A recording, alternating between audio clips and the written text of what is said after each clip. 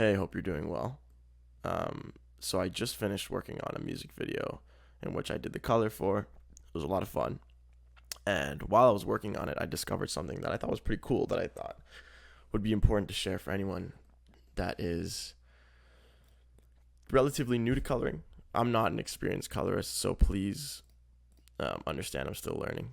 The color turned out decent. I'm not incredibly happy with it. I think I could have done better, but I already pushed the timeline or the date. This project was supposed to be done back by a day to get the color to look just a bit better, so I couldn't really afford to spend any more time on it. With that being said, I'm still happy with it. Yeah, you can see it's a absolute mess. I'm sure a professional is looking at this and screaming, but I think there's a lot more nodes than I needed, because essentially what's going on here, we have our white balance, and then here we have basically what is the essentials. Like, let's strip this all back and show you what's going on under the hood. Okay, so my original starting image was this. Well, this is the white balance version, but on not white balanced, it's very red, very orange, very warm. Yeah, so made things a little more neutral with the white balance. Then here is basically the essentials. Now, before I get into basically what I discovered, which is the point of the video, I want to stress that before you do anything with color, you need to dial in your exposure and contrast. Without that, and your saturation, without any of that, you will not get a filmic look. The cinematic experience starts with your exposure and your contrast. So those are the things you need to get dialed in first. So this is what I got by the time I was done with my exposure and contrast, which looks a bit better. And then we have our saturation, where I just kind of pulled things down to essentially what pulling saturation down here does is allows for our color adjustments, which is all over here, to take over more of the image. The more of the original image's saturation you have, the less color from your color tweaks you'll see kind of bleed into the other colors. And also, this is 8-bit footage, which gave me a bit of a hard time with trying to keep colors from crunching and compressing and destroying each other. So I did have to kind of dial things down because, you can see it's full. Now, something to note, this little tidbit here is most of what you're seeing in the CIE chromaticity, I don't know if you say that correctly, but is a little deceptive because it's actually noise. If we get rid of this, you'll see how much room you get just from reducing noise. So, if you ever see your chart full here, try putting some noise reduction, see if it makes any changes. That, and then also brightness values change some of what the information you have is, and obviously the most important one, saturation. So brought things back down to earth. Then here we have me kind of going in and picking up the colors I wanted and making them more dense, a little more filmic, changed some skin tones, and that's basically the essentials before we started grading the image. So after that's all done, we have our color adjustments here. So then they wanted a more glowy look, so I added some haze. The reason I put it here is so that it's affected by the colors. I want it to seem like it's actually in the image. If you put it after, it can sort of feel not baked in enough. Then you do my color adjustments. I'm not even going to go into these because I know for a fact this is all overcomplicated. I didn't need this many nodes. But I have some bad coloring habits that led me to creating nodes on nodes. After our color adjustments, we have our subtractive saturation, and then we have our additive saturation, and then we have our low desat.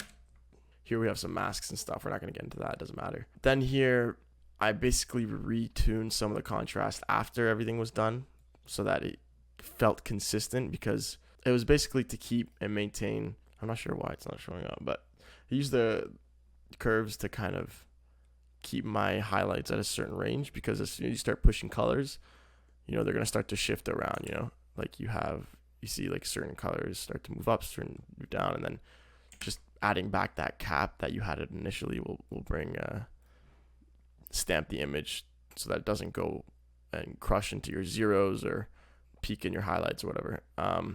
Then we had some texture pop, sharpening, yada yada yada, film grain, whatnot. Okay, cool.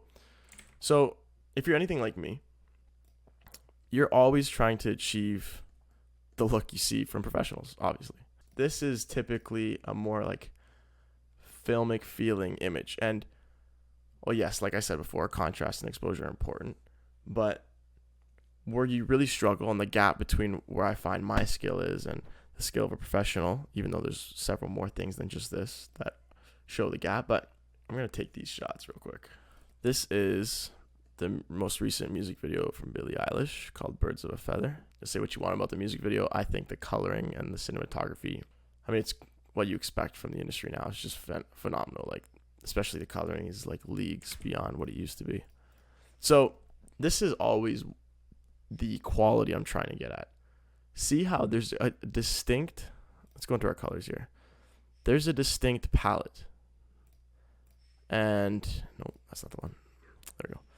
There's a no, actually that's not.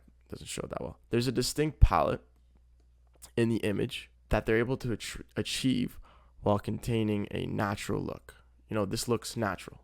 This doesn't look like there's a filter, like someone played with the primaries. Like it doesn't look like this. It doesn't look like this. You know, oh, I have what do I have in the highlights? I have like yellow and greens in the highlights. So I'm gonna push. And then it doesn't look like, oh, I have some blue in the mids and then a lot of heavy blues in the shadows. So, like, it doesn't look like this, right? To someone's taste, maybe this is, they like it. Maybe they like the look of this and whatnot. But I would say this is clearly an unprofessional finish because you have a lot of color contaminating your shadows and your skins are now hued from where they should be. If we go here, you can see. They're now pushing into like the yellows and greens and not in a natural way, right? You take this off and notice how the image has and retains its natural tones. But you could still see like in these areas, you know, where the grays are, where the blacks are, where you could still see some blues and it's creating this color. Let's go to a different shot and you can see it even more. This one's just specifically, I think, shows it the best. You know, in the highlights, there's still a consistent color palette. Now, I, for one, am a believer that no matter how far you push your colors, if you do not design your sets properly, you will never achieve the color palettes you want perfectly. It's going to look some sort of unnatural. So, yes, a lot of this comes down to set design and set dressing and, you know, what she's wearing and whatnot, that all lend into the color palettes and like the lights that the cinematographer used, and they're obviously leaning for this color palette before they even get into the grade, which obviously makes a huge difference in keeping things natural. If someone said, hey, I want greens and blues and oranges, like these deep browns and you know, a heavy teal coat, but make things look natural, and they didn't set that up beforehand, well, this poor colorist probably would have had a hard time and had to, like I did before, push these colors even more. Oh, I got blues here. I got deep blues here. Maybe these lean more towards teal. This is like a green. And then you would end up like something like this. And then say he does, oh, I want my blacks to retain black. So I'm going to do this. And now my blacks are more black, but, you know, it just still doesn't look good. No, I'm going to put, sorry, I'm having too much fun, but I'm going to put white in my highlights and hopefully it looks natural. And no, you can see suddenly you lose colors. You lose the color where you don't want to lose the colors. So working your way towards a natural image like this with a consistent color palette is very, very, very difficult. So, you know, the most important thing is to set it up before you even start coloring. Work with lights, you know, compose your shots, block, have a color palette in mind before you start grading. The colorist's job is to take the cinematographer's vision and push it. Their job is to get it closer to what their vision is. And they should have already placed is that a dead pixel? The gap between where I am and I'm sure where a lot of other amateur colorists are is getting these natural tones with a color palette in mind. So I just discovered on this music video that I've been working on how to somewhat get there. Now, this isn't the full answer. You know, getting that look is a lot more complicated than this. And we'll understand that in a second here. This is only a part of what I think the process is. When you're trying to get a consistent or a natural looking color palette, you know, key things you need to do are like use parallel nodes, use layer mixers, you know, play with saturation, play with contrast. Like, you know, those are all different tools to use in order to get to that goal. But here's one I discovered recently. So we stripped out all the color.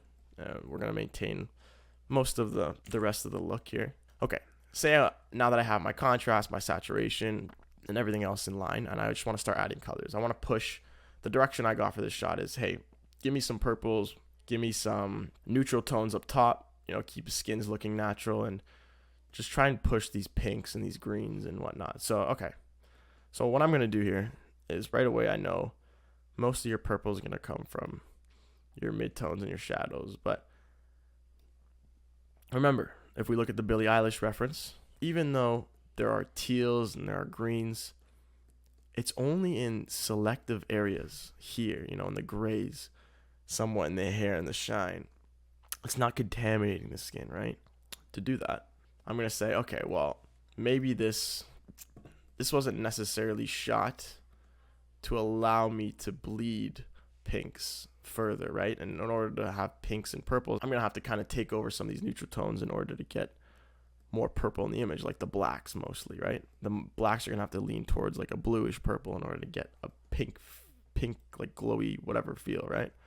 Okay, so I'm going to say like here, I'm really focusing on the edge of the light here, make sure I really want that to be pink, because I think that's the strongest source of pink we have besides these lights, and I want to push that. So I'm going to say, okay, I want my purples in here, and then I want my skin tones to look a little more natural, because obviously everything's looking way too pink. So before I touch my midtones, I'm going to go to my highlights. I'm just going to offset it a bit. I'm going to push a little bit of yellow, because like I said, they don't want too much warmth. They want things to look natural, but if warmth is what makes it look natural, then you could add a little bit in. So I'm going to add, let's say like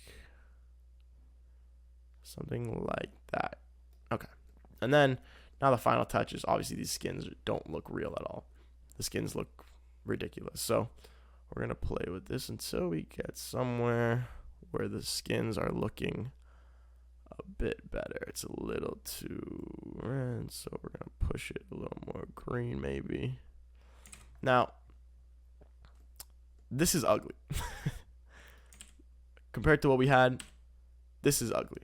But it's achieving the goal of having the purples. It's achieving the goals of having a little bit more natural skin tones mixed in there.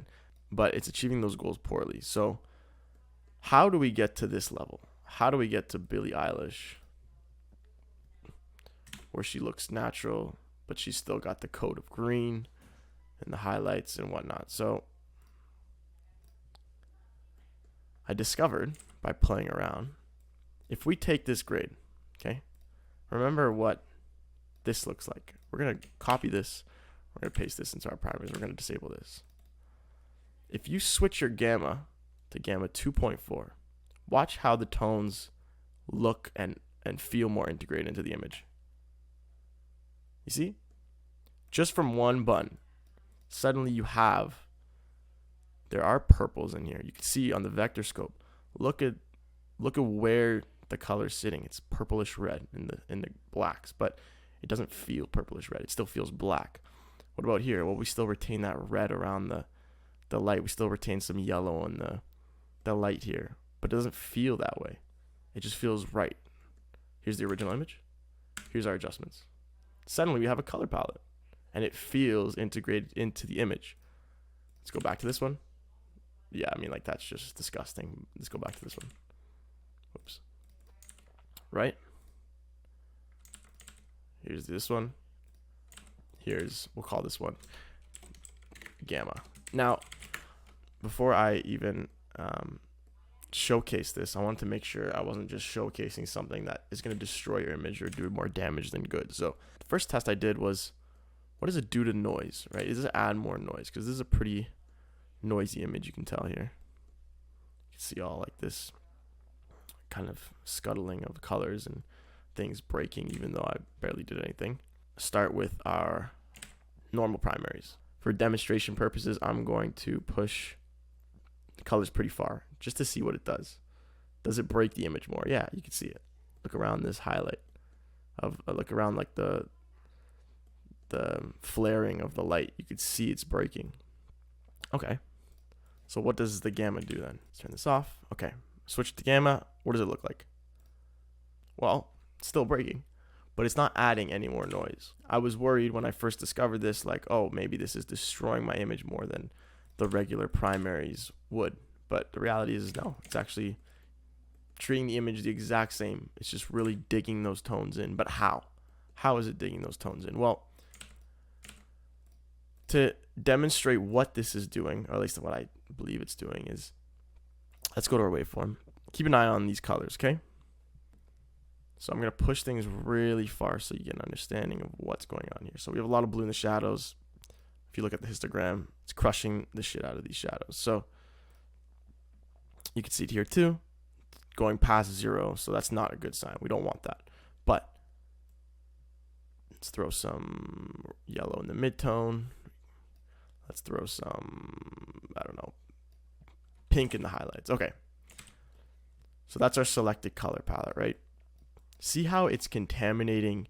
It's contaminating the blacks, contaminating the whites, it's contaminating the skins, it's seeping into every color. Suddenly there's no more green, there's barely any yellow, and you lose all your natural tones, right? Everything's gone. Everything's pink. You can see it here.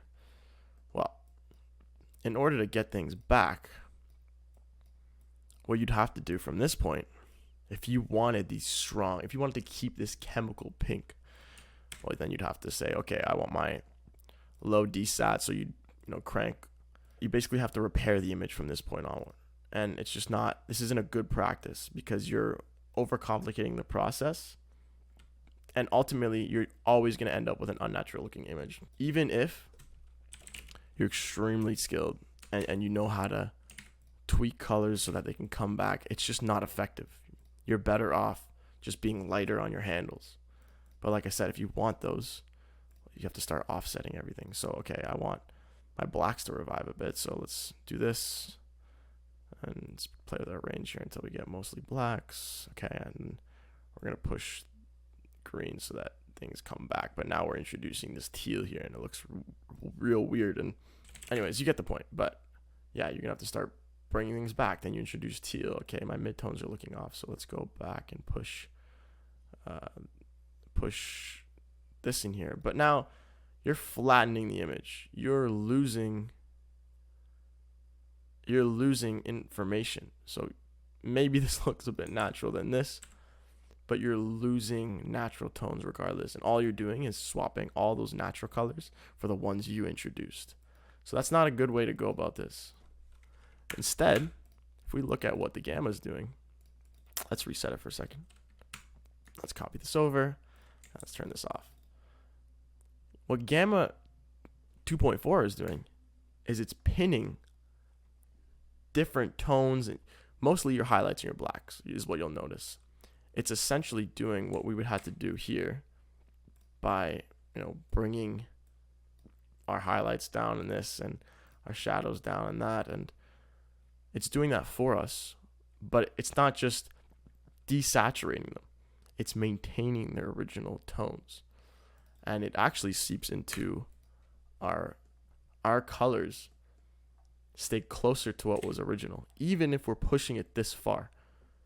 You can see, like, mind you, everything is still pink, but it's not as strong. It doesn't feel like, I think the best way to put it is, it doesn't feel like you're putting a sheet of pink over the entire image like here. It doesn't feel like I took a translucent piece of pink paper and slapped it on top of the image with an overlay blend mode on it or anything like that. This really feels like the colors are synced into the image. Now, this isn't a great example of the palette, but this is what I did with my grade. Mind you, it took me a couple steps to get there.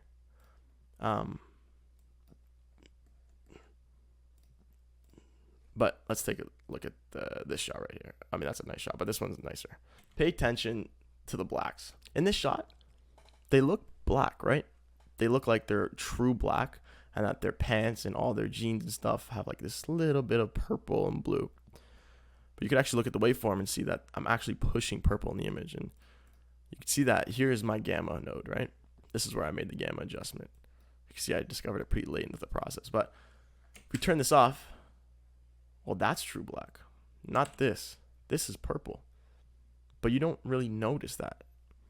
When you first see the image, it just feels like black, even though there are purple tones being swapped into the blacks and there are yellows being swapped into the highlights. It's not really noticeable. It just feels right. Instead of fiddling with your curves graph here and trying to get certain colors just in certain areas, you have a better alternative. Not mind you, you can still use both. Both tools are still valid. But instead of being like so careful and delicate, like you even have to stretch this out to make sure you're just pushing just the right amount of red and whatnot. Instead of doing that, to make sure you don't seep into your skins and make sure you don't crush your blacks or introduce any colors in areas you don't want to, you just flip on your gamma 2.4. Boom. Now, obviously, I would assume, I didn't test this, but I would assume that depending on your output color space, you would have to change this. But you put on your gamma 2.4 and you just be kind of delicate with the knobs and you can introduce a color palette that feels right. I think, yeah, I mean, look. Now, I want to preface by saying I don't really like the color palette I ended up on for this music video. I kind of wish it was more neutral. Like, I really like the way this looks. But ultimately, that's what I chose. I pushed some more purples, and you can see it now that I'm flipping it on and off, but had this been your first introduction to the shot, it would have just felt normal. Like, I didn't really push anything. And that's the key, is you don't want to notice it. You just want it to feel like there was intention in the shot. Like, the colors did something, but I don't really know what they did. It just feels right. Here's an example you'll see it the most. All these blocks here. You can see they kind of look a little blue. And the reality is they're all black. Even him. He has a lot of yellows and teals, and like it gives a lot more complexity to the shot. Now, I would say I like this better, to be honest. I wish I stuck to a neutral palette, but for the sake of the example and for what I landed on, a little bit of blue, a little bit of teal, a little bit of yellow. It looks like film emulation almost, you know?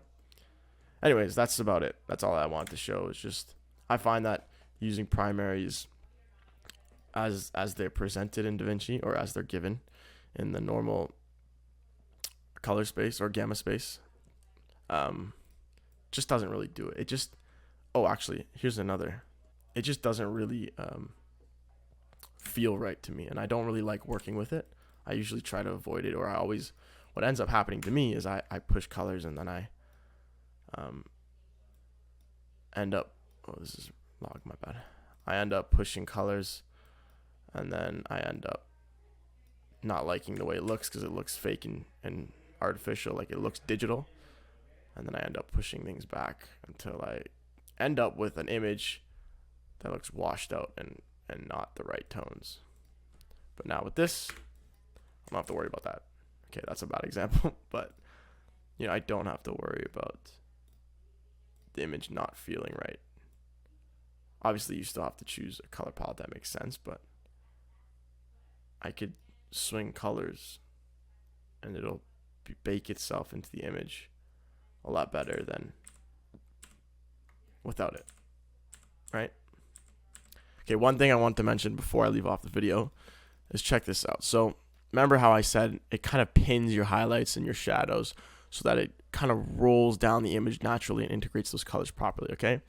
Now check out what it does if I really want to push the image far. Now, because it's pinned, because it allows for those natural tones, and it doesn't, the way it kind of, the order of operations of gamma is allowing the image to seamlessly integrate even more color that you choose to push into it without the image completely being destroyed. So let's go into our gain here. This will be a good example.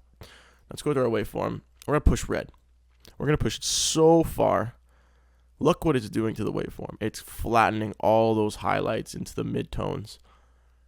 And look, now we have this disgusting image where our brightest point blends in with our skin tones, and we have this blockiness throughout the image. I mean, you can really see it if I push in. You see how it starts to block and destroy the image. That's all flattening and tearing the image apart. If I wanted to push this much orange into the gamma 2.4 color space, or gamma space, check this out. So I'm going to turn this off. We're going to call this gamma. If I switch this to gamma, check out what happens. All of that luminance value is still maintained in the image, and it's just seamlessly integrated. And this is actually a better example than I was expecting. Usually when I test this out, I guess I push it even harder, but it'll still flatten some of the highlights. But notice how you're still getting those natural luminance values in your image. It looks like someone came into the scene and put a huge yellow light and just blasted the scene. It looks authentic. And that's because it's maintaining luminance values. And even when I push it, it doesn't flatten my highlights. It just slowly rolls off the information as if you're adjusting exposure, which is, I mean, phenomenal. And notice how the way the regular gamma within Davinci works is it first and foremost colors your brightest points of your image first as you adjust the gain, and then rolls that information down into the shadows until the shadows remain decently the same, or like are least amount affected, right? So you're not maintaining any luminance value as you adjust your gain in Davinci's regular primaries. In fact, you're actually adjusting your brightest, your speculars, first and foremost, before any other thing, before your midtones or anything like that. And what's happening in gamma, because the highlights are pinned, yes, you're injecting color, you're maintaining luminance, and it's actually affecting mostly the areas that are supposed to be the least amount of white in your highlights first before the speculars. And you can see that here. Keep an eye on the waveform. See how your speculars, your brightest points, are still maintaining that whiteness right here. You can see it better in the vector scope. See, it's leaning white, but it's close to the base white. I push this around. Look what's affecting the most. It's not the specular. It's the area around the specular. Basically the highlights of your image, not the specs, the true highlights, not the true speculars. And that's how it makes things look so natural. And because of that, like I said, it allows you to push more color into the scene without destroying your image. So if you really want these rich tones in your image, well, actually this is a better operation for you than regular primaries, because you're just creating chemical, gooey, unnatural greens here, and instead here you're creating natural greens, as if someone came into the scene and, like I said, lit the whole scene green instead. It's pretty cool.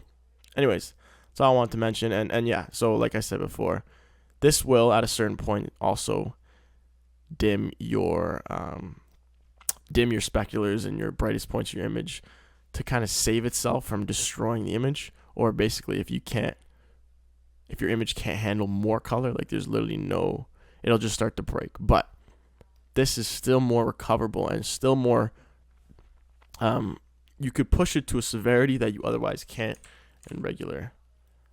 Like look at where this is sitting compared to this. If I try and match that, look what happens to my highlights. It flattens them completely. You lose all information. And this is at the same point, even less than my gamma 2.4 primaries. And look what the difference is. Right?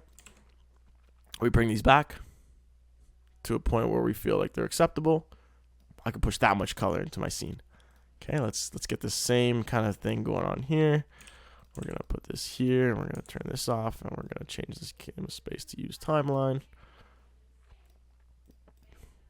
And then, yeah, I mean, look, it's flattening them like crazy. So you have more leeway to add colors using this method. Anyways, that's all I want to mention. Use it as you please. Use it with other tools to make a truly masterful color grade. And just have fun. That's the most important part. Anyways, ciao.